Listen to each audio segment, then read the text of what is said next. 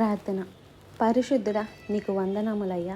మరొకసారి నీ సన్నిధిలో నీ మాట కొరకు కనిపెట్టుకొని ఉండగా మాతో మాటలాడమని క్రీస్తు నామంలో అడుగుచున్నాను తండ్రి. ఆమెన్. మీలో ఎంతమంది నిజంగా దేవుడు తన వాక్యం ద్వారా నాతో మాట్లాడుతున్నాడు అని నమ్మి విశ్వాసంతో వాక్యం వింటున్నారు? అప్పుడు మీరు నూరంతల ప్రతిఫలాన్ని, దీవెనను పొందుతారు. ఇవి మనుషుల మాటలు కావు. ఒక మనిషిని బూరగా దేవుడు వాడుకొని తన మాటలు ఈ అంత్య దినాలలో మన చెవులలో మోగునట్లు తన వాక్యంలోని సత్యాలను మనకు బయలుపరుస్తూ ఉన్నాడు.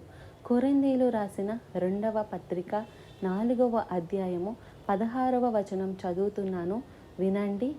కావున మేము అధైర్యపడము. ఇవాళ మనకి